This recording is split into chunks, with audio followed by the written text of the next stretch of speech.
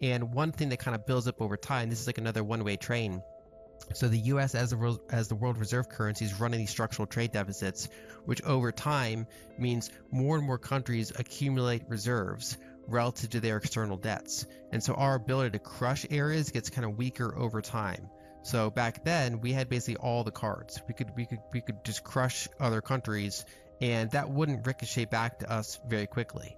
And then in the 90s, we could do it again, but a little bit less powerfully. And now a lot of these countries have built up such big reserves that they're more resilient. So for example, Brazil and China and India, for example, a lot of these countries are able to kind of hold on in the face of a strong dollar better than they could have, in the prior strong dollar cycle of like the late 90s or the one before that in the 80s. Now, there's still individual countries that get caught out. So, for example, Turkey and Argentina and Egypt and a bunch of countries in Africa. Some of these countries that are not even classified as emerging, some of them are classified as frontier, whereas ones like Turkey are obviously more developed. But either way, those are the ones that have run into issues in this cycle. But that's a smaller percentage of global GDP than if you manage to, say, catch China or catch Brazil again. In the 1940s and 50s, Social Security benefits aligned closely with life expectancy, meaning fewer years spent drawing benefits. Today, Americans live much longer, putting significant strain on Social Security and concentrating wealth among older demographics. Additionally, the US spends 3 times more per capita on healthcare compared to Japan, where efficient spending allows them to manage deficits more effectively. This contrast highlights a critical issue. While Japan maintains lower wealth concentration and fiscal stability, the US faces increasing polarization and wealth concentration. As fiscal dominance continues, the US faces a looming crisis fueled by high healthcare and defense spending, which diverts resources away from younger demographics. This scenario, coupled with structural trade deficits, weakens the US's ability to exert economic pressure globally. By 2025, the Federal Reserve may need to increase its balance sheet, potentially leading to a weaker dollar. In the 40s and 50s, a lot of the deficits was flowing toward the younger side. And for example, Social Security, the age of receiving that was not that different from the average life expectancy. And so the amount of time that the average person would spend in that state of kind of receiving those benefits was lower. Obviously, there's big variance. Whereas now, on average, life expectancy is a lot higher than Social Security. And there's that big chunk of demographics that moved into it. And so in the 40s and 50s, you had declining wealth concentration. There's also, they're very high, they did extremely high tax rates in that period. And so a lot of the bondholders were wealthy. They were getting devalued. A lot of the wealthy people were paying very high taxes. Yeah, and most people would not be paying 90%, but yeah, on that marginal high dollar, yeah, they were very high tax rates. And so that's kind of what they went through at that time. So there was a really draconian for people who held bonds, held cash, or made a lot of money. And then it was beneficial for anything on the receiving side of some of what was happening. Whereas in the current time, as you showed from that chart of where our money goes, a lot of it's going to Social Security, a lot of it's going to healthcare, and a lot of it's going to the defense, the military industrial complex, right? So that's generally going to older, wealthier demographics. And it's not really going to the younger side. And so that kind of fuels ongoing polarization. It fuels more and more kind of wealth concentration. Whereas in Japan, you have somewhat of a different case. They have lower wealth concentration because if you look at where their deficits are going, it's not really going to defense. It's not really going abroad. It's mostly going to things like healthcare and things like that. And they pay something like a third per capita on healthcare of what we do in the United States, even though on average they're older. So basically that money is kind of less kind of thrown everywhere and less kind of thrown in ways that are kind of politically unpopular. And so that's another reason why they're able to stay in a state of fiscal dominance for longer, is because they're kind of doing it almost as effective as they could, given like all the demographics issues they face. They have a lot of kind of tailwinds that help them. Whereas in the U.S., we're paying 3 times as much for healthcare. Our military spending relative to GDP is bigger, and a lot of it's more foreign. And so those are things not really going back to people in the same way.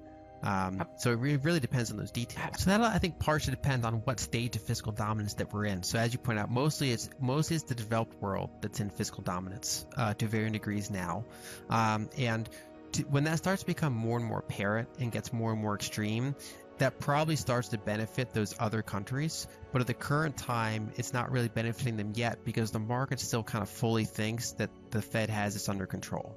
And so, for example, right now the dollar index is fairly strong, and that hurts countries that have a lot of dollar debt, like Latin America, for example. They're in an environment where they have a decent amount of dollar debt, and so when the dollar strengthens, their liabilities are getting harder relative to the cash flows that they're earning. And so you generally see depression-like characteristics. They're like real GDP in dollar terms starts going like sideways for like. So it's like when Volcker was squeezing sort of like the U.S. And like increasing interest rates, he was absolutely like devastating emerging economies around the world. Yeah, that's kind of the dark side of what he did, is that so he did slow down loan creation and these other factors, but also by spiking the dollar, he basically put Latin America into a depression. If you look at their oil consumption, it like flatlined for like a decade. And so that alleviated some of the supply issues for the United States. So basically, over time, they try to push that problem to someone else. And one thing that kind of builds up over time, this is like another one-way train. So the U.S. as the world reserve currency is running these structural trade deficits, which over time means more and more countries accumulate reserves relative to their external debts. And so our ability to crush areas gets kind of weaker over time. So back then we had basically all the cards. We could just crush other countries, and that wouldn't ricochet back to us very quickly. And then in the 90s, we could do it again, but a little bit less powerfully. And now a lot of these countries have built up such big reserves that they're more resilient. So for example, Brazil and China and India, for example, a lot of these countries are able to kind of hold on in the face of a strong dollar better than they could have, in the prior strong dollar cycle of like the late 90s or the one before that in the 80s. Now, there's still individual countries that get caught out. So, for example, Turkey and Argentina and Egypt and a bunch of countries in Africa. Some of these countries that are not even classified as emerging, some of them are classified as frontier, whereas ones like Turkey are obviously more developed. But either way, those are the ones that have run into issues in this cycle.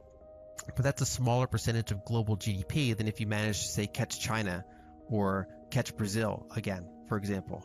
And so because these really big economic blocks they have more reserves relative to their external debts, and they're in a position to weather through this, it slows them down, it hardens them, it kind of pushes problems onto them, but they're able to kind of stand against it. I think where the next phase happens is, let's say in 2025 or give or take, a year or so, if the Federal Reserve has to go back to increasing its balance sheet, even when inflation is maybe still on the hotter side, that's when you could get a meaningfully weaker dollar index. And that could cause a boom in places like Latin America or elsewhere that have been pressured during this kind of strong dollar environment, but that have been able to get through it. So that's when you could start to see that rotation of who's harmed and who's benefiting. But basically, it's every country that's in fiscal dominance. It depends where their deficits are going, and then geopolitically, it depends on who has more debt than assets in terms of their foreign exposures. Yeah. So, but like generally, fiscal dominance, is that going to, I know not right away, but like lead to a weaker dollar for and that could be good for many emerging countries around the world. But is that sort of the trend in the trajectory? I think once you get to that switchover point. So right now, somewhat counterintuitively, fiscal dominance has benefited the U.S. If you can run a combination of loose fiscal policy but tight monetary policy, that actually can strengthen a currency temporarily. That happened in the 80s, and that happened kind of in recent years. But when eventually that kind of runs its course, because you can't run that combination together for very long, eventually, we're already seeing, for example, the Federal Reserve is tapering their rate of balance sheet reduction. And the next step is probably to stop balance sheet reduction, and the step after that would be going back to some degree of mild balance sheet expansion. So in the past 2 years, where they could run fairly tight monetary policy with that loose fiscal policy, that's actually, it's strong dollar. It's negative for emerging markets. It kind of puts pressure on them. But when they kind of fully relent and the balance sheet starts going back up structurally, and people get increasingly aware that it's going up because of the fiscal deficits that they're kind of forced to monetize, that's when I think you could see a bottoming of the economies of Latin America and certain other regions. Thanks for tuning in to today's discussion. Let's quickly recap the key points. We explored how longer life expectancy today is straining social security and concentrating wealth among older demographics.